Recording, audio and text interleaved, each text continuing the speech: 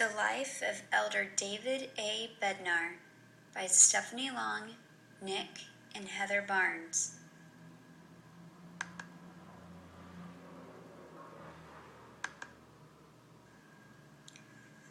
He was born June 15th, 1952, and he is currently 61 years old. He was born in Oakland, California, and he grew up in the San Francisco Bay Area, where he enjoyed playing sports, working on his grandfather's dairy farm, and helping his mother can peaches and berries.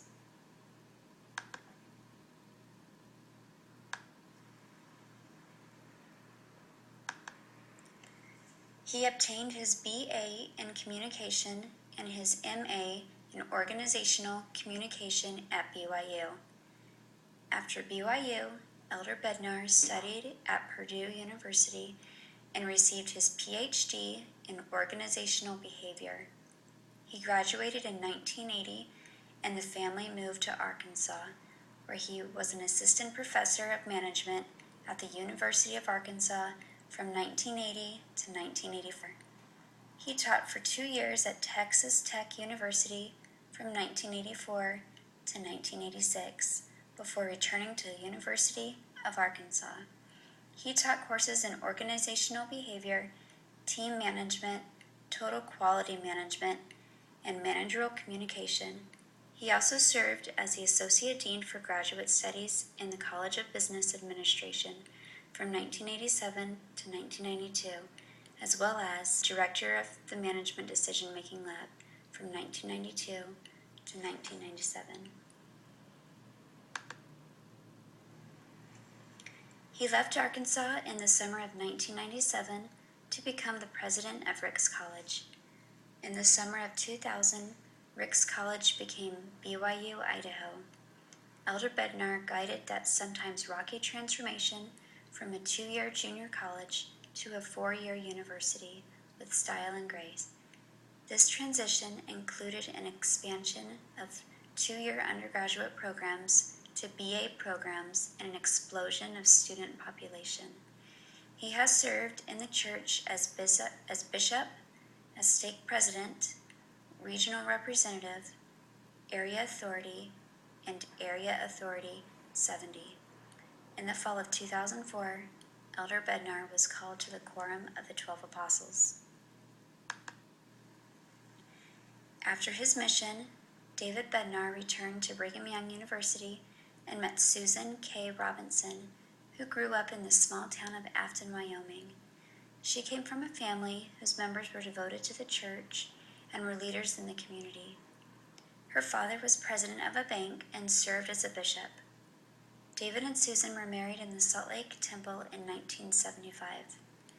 They are parents to 3 sons. They have been married for 38 years, and Susan is still alive. Prior to his call to the Quorum of the 12, Elder Bednar served as an Area 70, Area Authority 70, regional representative, and twice as stake president, and as a bishop. He served a full-time mission in southern Germany. He was never a mission president. One thing that I love from Elder Bednar is that he emphasized the idea of one by one. Through many years at BYU Idaho and as an apostle, he's repeated this phrase, one by one. One quote from him describing his idea of one by one is, "The risen Lord next explained the importance of coming into him. The multitude gathered together at the temple and was invited literally to come forth unto the Savior one by one." 3 Nephi 11:15, to feel the prints of the nails in the Master's hands and feet and thrust their hands into his side. Each individual who had this experience did know of a surety and did bear record that it was he, verse 15, even Jesus Christ, who had come. Christ came to the Americas, and one by one allowed each of these people to feel of his hands and feet and side and gain knowledge that it was he. Heather Barnes. While president at BYU Idaho, Elder Bednar had President Hinckley at his home for dinner. Elder Bednar was sitting with his family at the table, and he told his son that he needed to eat his vegetables, especially since the prophet was there. The attention turns to President Hinckley, who everyone noticed had an empty plate, except his vegetables. Elder Bednar shares, while my sister attended BYU, Idaho, and he said it was quite the awkward moment. When my sister was on her mission, she emailed Elder Bednar before he was an apostle and thanked him for one talk that he specifically gave while at BYU, Idaho, saying it gave her an encouragement. He took the time to email her back and say how grateful he is that those words helped her. He truly cares about everyone. Heather Barnes. Things of interest. In high school, Elder Bednar played quarterback on the football team. The Bednars were huge fans of the Razorbacks basketball team. He also received several awards for his outstanding teaching. Additionally, he served at different times as an associate dean at the Graduate School of Business and the director of Management Decision-Making Lab at the University of Arkansas. He published several books and articles during this time period. Lessons learned from his examples. When I was in the MTC in Brazil, Elder Bednar came and addressed us missionaries.